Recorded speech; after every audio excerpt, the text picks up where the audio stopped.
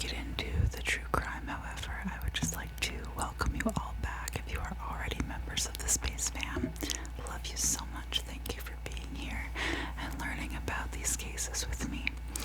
And also, if this is your first time here, if this is your first video that you're seeing on my channel, thank you so much for giving me a shot and checking out my content.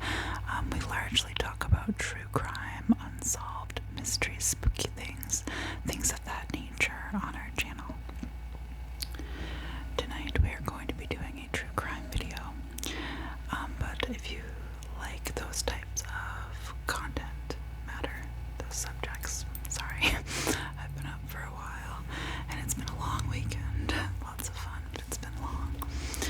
But if you like that type of content, please like the video, leave me a comment below, let me know what type of content you're into. If this is your vibe, let me know what you think of the video, and of course it really helps me out if you would give a little clickety click on that sub button just down below.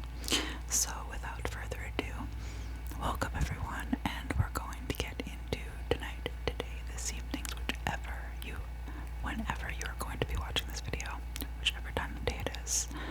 I hope you're doing fantastic, and if you're not, I hope this video can help you focus on something else, take any of that negativity away, and help turn your day around. So without further ado, you guys, let's get into tonight's case. So today, we are going to be talking about the case of Dellen Millard and Mark Smich.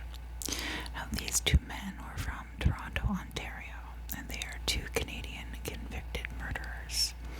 Together, they both conducted two separate killings of Laura Babcock, which was first, and Tim Bosma, which came second.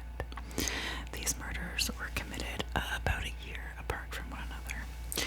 So, the killing of Laura Babcock occurred in July 2012, and in May 2013 was when the murder of Tim Bosma occurred. Now, they would both be convicted of these murders in December 2017, and they would be convicted together, although they would have separate legal representation, although we will get all into that as the video goes on.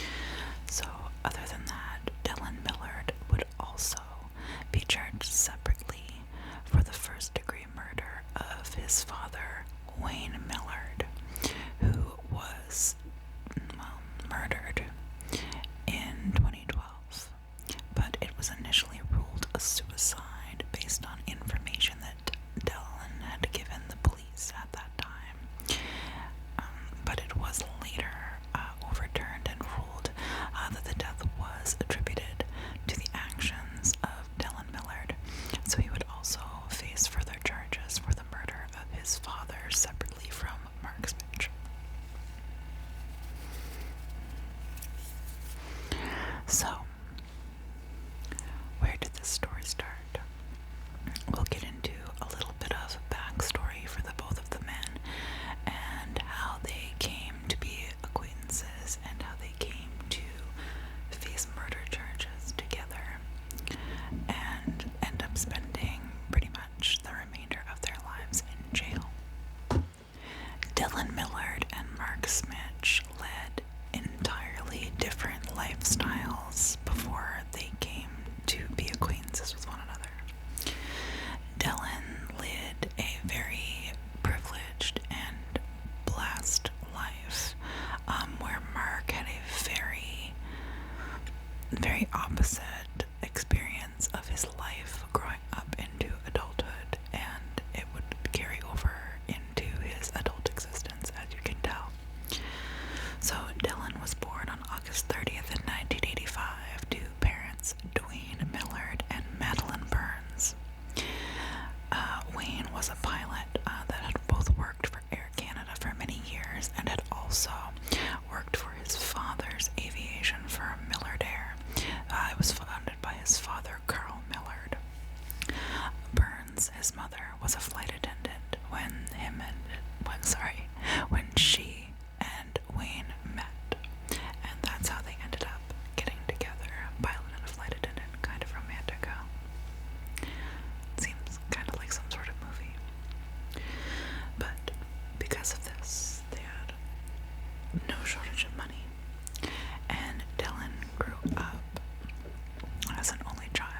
which of course you're going to have even more if you're the only child of wealthy parents. Dellen also set a record in 1999 at age 14 when he was the youngest person ever to pilot both a helicopter and a fixed-wing plane solo on the same day. So he was living a blessed life. His parents provided him with lots of opportunities. Life was on the right track. As he grew up, Millard would own several multi-million-dollar homes and rental properties and cottages. He had a lot of irons in the fire. He had a lot of properties. He had a lot of money coming in, and he had more money than he knew what to do with, essentially. He even had just purchased a condo that was $627,000 in Toronto's new and upcoming distillery district at the time. So you'll understand that it doesn't make sense as I explain more about this case. That's why I'm saying so much about his financial status, is that these crimes are absolutely senseless, and it is just coming from a place of privilege. And I think it's important to understand that about his character as we move on. Mark Smich, on the other hand, was not blessed with the same type of existence. Not even close. Mark grew up in a poor family. He was born a little bit after Dellen in 1987, August 13th. So Mark's parents were very middle class. He grew up developing a criminal record as things went on and times went on, and he got into more desperate situations, from financial situations and not having a very good home life. He would get into drug trafficking, and his main source of income was selling drugs and cigarettes, and he also had obtained a position at Millard Air to do odd jobs and clean some of the hangars at Millard Air and things such as that. So these are the main ways that he was getting money at the time. So as you can see, there's a great disparity between the two. And they had very different existences coming into adulthood and developing into the people that they would eventually become. So I think it's important, as I said again, to understand that. But then we get this large loop and gap in knowledge where you're like, well, how do these two people end up becoming joint murderers in two cases and facing life sentences when they come from such different backgrounds? And that's what we're going to get into now. So, initially, when Dellen Millard and Mark Smich met, they were first introduced in 2006. Initially, when they met, Millard was not fond of Smich, so Millard was not fond of him at all. It was almost like he hated him and was annoyed by him. But Smich was absolutely, seemingly as described by friends, as almost obsessed with Millard. So somehow, between 2006 and 2011, they had grown closer and they became friends. And by the year 2012, Mark Smich and his current girlfriend were actually living in the basement of the Millard family home. So they had, in that time, that 6-7 year period, had grown so close that they were now living in the same residence with one another in different areas of the same house. So after they became close, they started with other friends going on missions, as they would call them, at night.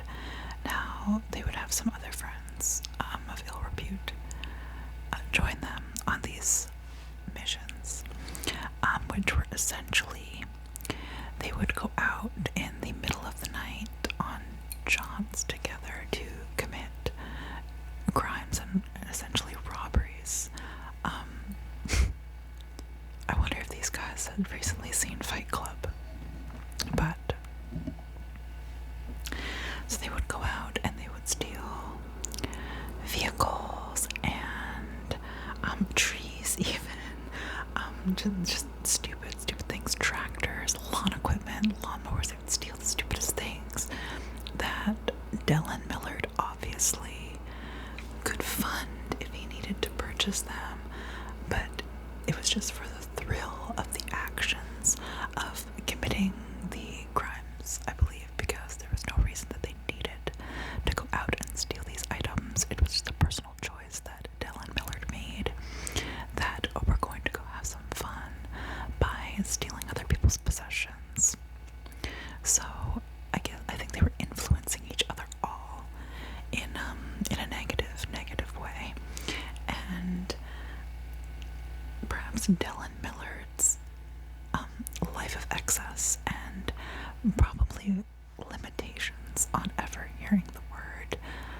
I mean, this is an assumption, but normally when you come from a life of affluence, you're used to being able to do what you want sometimes, right? And then Mark Smich, on the other hand, is coming from a background of having to take what you need when you don't come from much. So I feel like the two of them together in a friendship definitely had a negative impact on influencing each other with those pieces of their personalities and developing those pieces of their personalities with each other even further, leading to very negative outcomes, as we'll get into now. So, as we previously stated, the first murder that the two would commit would be the murder of 32-year-old Hamilton, Ontario man Tim Bosma. Now, Tim had no previous affiliation with either Dellen Millard. I'm sorry, I'm very tongue-tied today. I'm on my first coffee of the day. He had no previous associations with Dellen Millard or Mark Smich. He actually was trying to make his family some extra money by posting one of their vehicles for sale on the used website, sort of like Craigslist in Canada, but Kijiji. So he posted the truck that him and his wife Charlene had in access to Kijiji in hopes to find someone to sell it and provide them with some extra money that their family was lacking at that time. So when he posted this ad, he got a response from Millard and Smich, and they wanted to arrange a test drive of the vehicle. So Bosma agreed to that, and at around 9:20 p.m. On May 6th of 2013, I'm sorry, this isn't the first murder. This is the first murder that they were charged and discovered for. I'm realizing the dates. Again, I do apologize. I'm tired. This is the first murder that they would be convicted of, which would lead to the discovery of their first murder together and the subsequent murder, which did come first as well, of Millard's father. So I do apologize. This is the first murder that would come to trial, not the first murder that would be committed. I apologize for misspeaking in the beginning there. Again, I'm coming off a very long weekend and I greatly apologize. So I just want to get you the right info. So they arrived at around 9:20 p.m.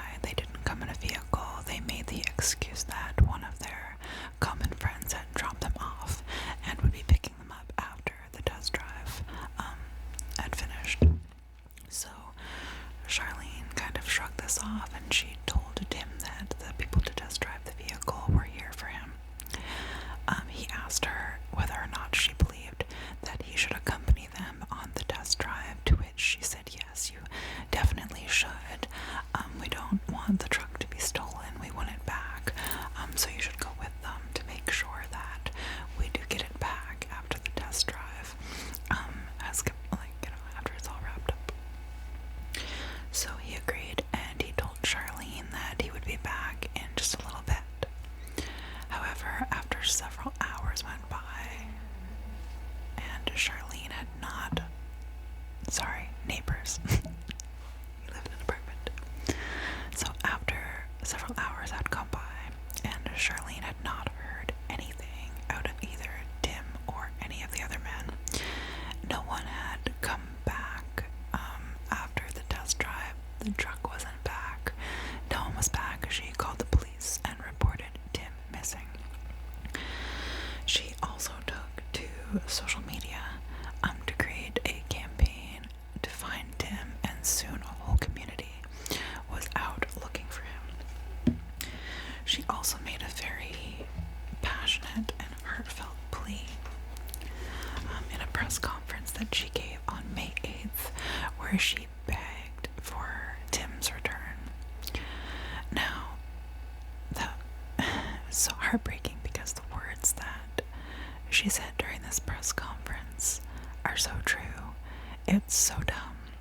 Her exact words were, "It was just a truck, a stupid truck.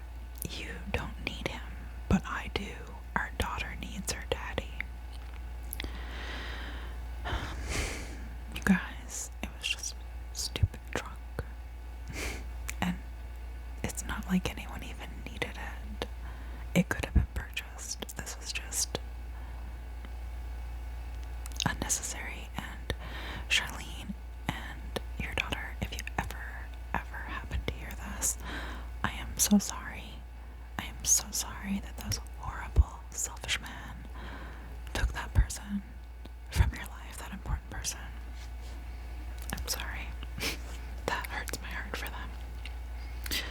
So, 4 days later, police would find Bosma's truck in a trailer, which was on land registered to Millard Air.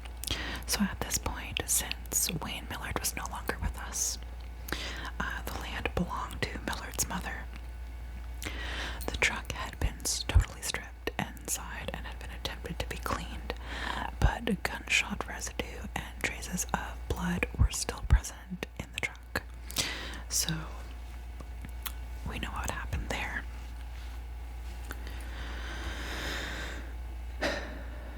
So during the test drive, it was determined that Bosma had been shot and killed in the truck.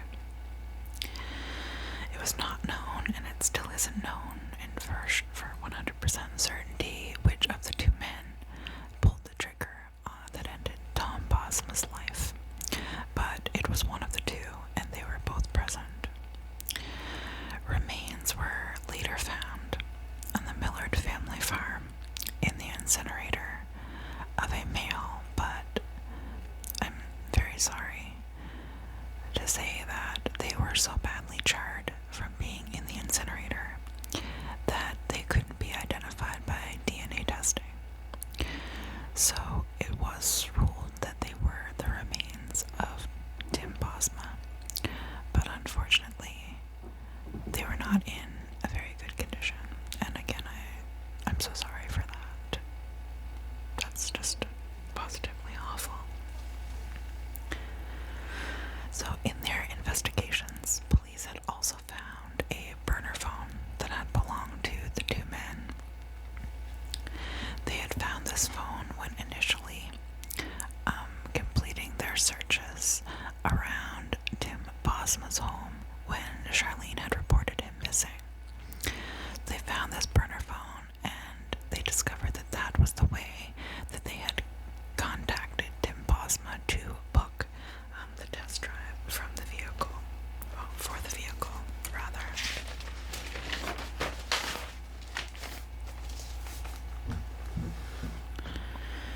So through the burner phone, the police had discovered that this wasn't the first test drive that the two men had tried to book.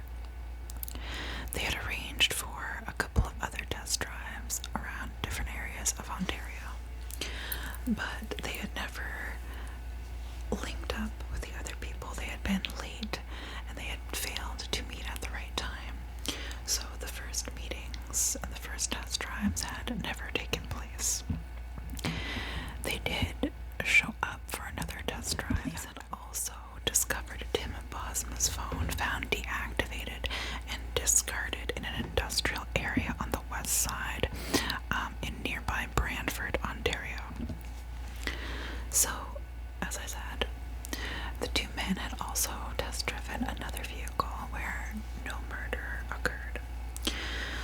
second vehicle on a test drive after the murder of Tim Bosma.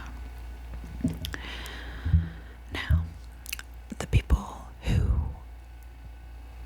had let them test drive this vehicle were able to describe them to police when there was a search going out for Tim Bosma and for the people matching their descriptions that Charlene had seen. They had some pretty distinctive markings, a satchel bag that they were carrying, and an ambition tattoo on the wrist of one of the men. So, because of these descriptions, the next people that had their vehicle test driven by the two men were able to identify them and report them to the police.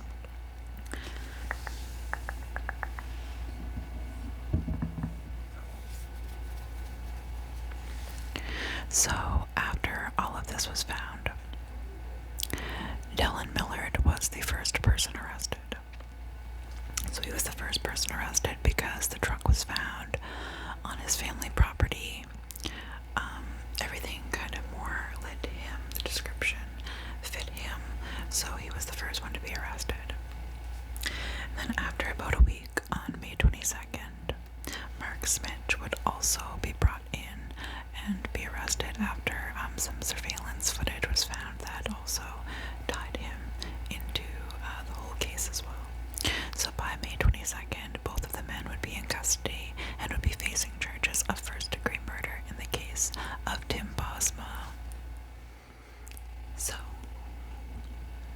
if you know anything about these types of things, if you kill someone and you go on trial and other people in your life have mysteriously vanished or mysteriously died, then chances are that when you're on trial for your first murder, you are going to have those people's cases kind of investigated a little more deeply and had a look at to whether or not you had some involvement in them, which is exactly what happened to these two men in this case.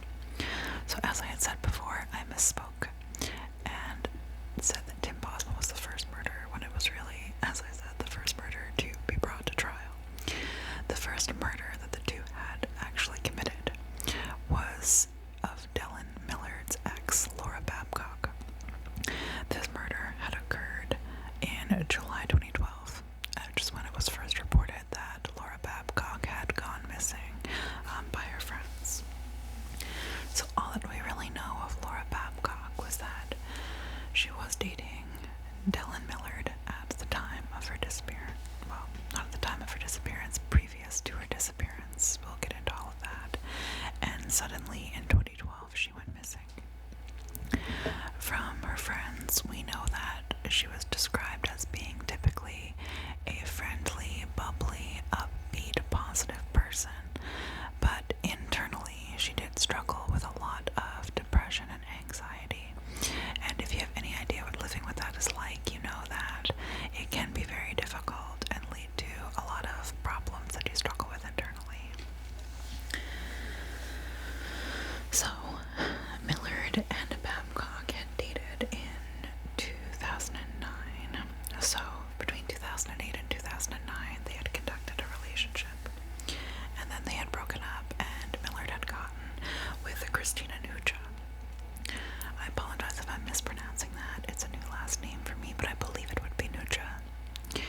So, after Christina and Dellen had gotten together, it's unclear if he still continued a sexual relationship with Laura Babcock, but she would make it seem as though perhaps they had, but that could have just been out of spite. So, Nucha did plead guilty in 2016 of obstructing justice and helping to clean up the evidence because she was aware that her partner had committed this crime. She was aware that Millard had committed this crime because it was something that he had talked to her about. So while they were together, Nucha would be kind of not really entirely cool with Laura Babcock. So she would instigate a fight with Laura Babcock that would result in Laura sending her daunting text messages claiming that she was still sleeping with Dellen Millard. Now, it's unknown whether these text messages are founded in any reality or whether or not she just wanted to be petty and hurtful towards Christina because Christina was being petty and hurtful towards her, you know, tit for tat. You hurt me, I'm going to say something that will, like, emotionally damage you. It's very unclear which of those two realities, which of those two possibilities are the actual reality. But I think it could really be either way. But this led to Nuja obviously discussing this with Millard, as you would if you think your partner is cheating on you, or could be cheating on you, and these things are happening. You're going to start talking to them about it, right? You're going to question it, so that's what she did. So when she started questioning it, Millard sent her text messages that would say, first I'm going to hurt her, and then I'll make her leave. I will remove her from our lives. So, sorry, Christina, but you knew that your boyfriend said that, and you let that happen in that way, so that's why she was found partially responsible, and why it was brought into question, and how it was all figured out that these two men were also responsible for the death of Laura Babcock. Now, incredibly sadly, Laura's remains have to this day never been discovered, so she still remains unfound, and there still isn't closure in that way. So we can only hope that someday her remains are found, and that can bring that closure to the remainder of her friends and family, and also to her spirit. I hope that for her sincerely. In the case of Wayne Millard's death, I apologize if you could hear that. I had a frog in my throat that just tried to escape. I greatly apologize. So, back to Wayne Millard. So, as we had talked before, in 2012, November 29th, 2012 to be exact, Wayne Millard, Dellen Millard's father, was found dead with a gunshot wound to his left eye in his bed in his home. Now, this was initially ruled to be a suicide, but again, Dellen is on trial for 2 other murders. We're going to investigate other things that are a little bit sus about his past experiences and things that may have gone on and happened to close people in his life. So, Dellen Millard had told police that his father had dealt with depression and had struggled with sadness that he hadn't initially made Dellen aware of, and that he wouldn't open up to about anyone, but that it was clear that he had. And he painted a picture of his father as someone who would commit suicide. However, the Crown had other evidence. The gun that was used to shoot Wayne Millard through the left eye was illegally purchased by his son, Dellen Millard. This gun also had traces of Dellen Millard's DNA, and there was gunshot residue still present, mixed in with the DNA. So, we know what that says. Also, Dellen Millard claimed that he had no knowledge that his father had passed away until the morning that he had found him.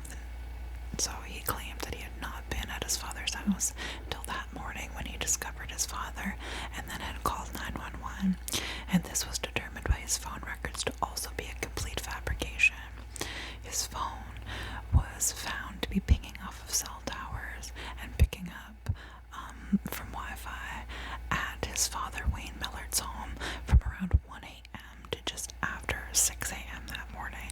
It was also determined that 911 was not the first call that he had made on that day. The first call was to his mother, who had not been married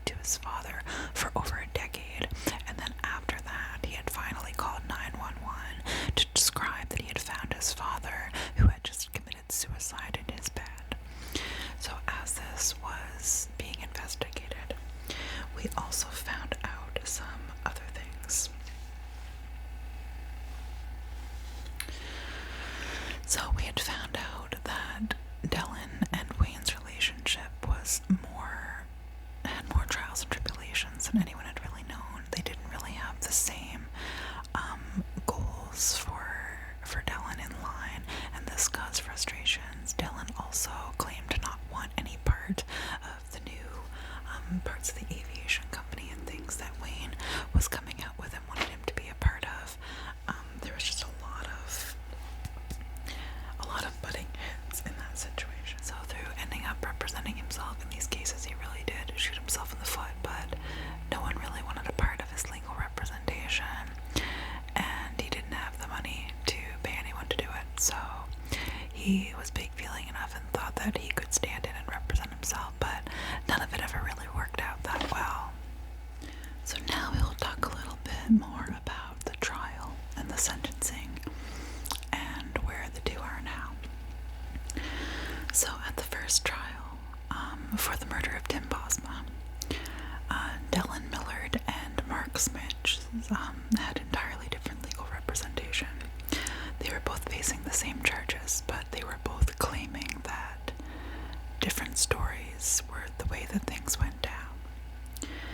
So Smich claimed that he was in an entirely different vehicle, that he was nowhere in the truck with Tim Bosma and Dellen Millard, that he had followed in a different vehicle behind those two, and that the struggle had occurred when he was not in the vehicle, and it was solely Dellen Millard who had shot and killed Tim Bosma. Tim Bosma's legal representation at the first trial, before he was representing himself, presented a different story. They presented a story wherein the three men were all in the same truck. So in this story, Dellen Millard was driving the vehicle, test driving. Tim Bosma was in the passenger seat, and it was one of those trucks that have the extra seats in the back to carry more people.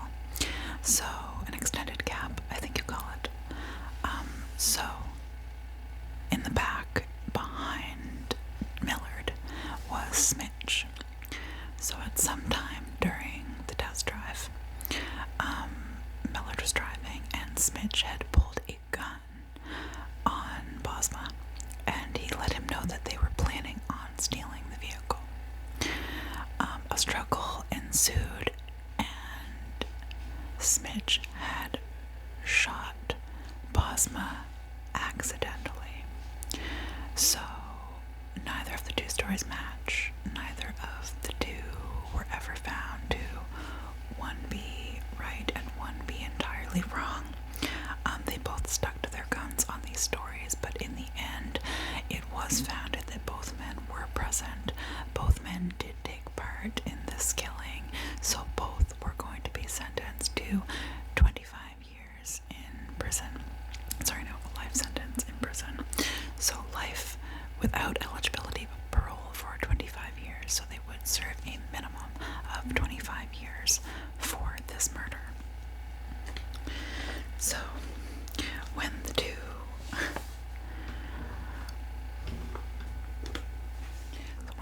were on trial and the other charges came out, they both did also face a second set of charges.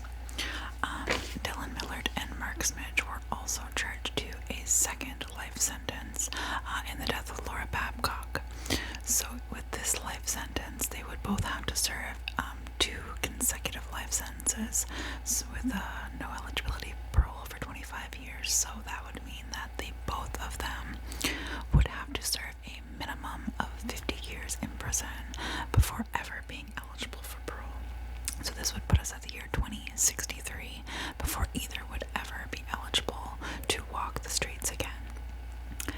Now, this is not where things end for Dellen, because as we all know, he was brought on a third set of charges for murder in the first degree in connection with his father, Wayne Millard's 2012 death, which was initially ruled a suicide. When it was brought down that Dellen Millard was guilty of these charges, he faced a third consecutive life sentence with no eligibility of parole for 25 years, meaning that Dellen Millard would have to face 75 consecutive years imprisonment without ever having eligibility for parole. This would mean that by the time he would be eligible for parole, he would be 103 years old. So with any luck, this horrible man will never see walking in the likes of us for the rest of his life for the atrocities that he has committed. Smich will have to face nearly the same amount of time and will likely be a very old man if he is ever released at all. So I think it is safe to say that in these cases, while we will not have these people back and while their lives are taken away unjustly for absolutely no reason or any necessity in a horrible, atrocious way, that these two that are guilty will spend the rest of their hollow existence behind bars where they belong. It's a little bit longer today, you guys, and I apologize for a few mistakes in speaking since I am so overtired, but again, it's been a wonderful weekend, and I'd like to talk about it a little bit more here, but it's nothing related to true crime. Perhaps I'll do another video talking about some of my gaming interests at some point. But that wraps up today's video. Again, to the families of these victims, anyone connected, I am so sorry. I'm even sorry to the families of the people who have committed these atrocities, except for Christine Nugent, because bitch, you knew, and you knew.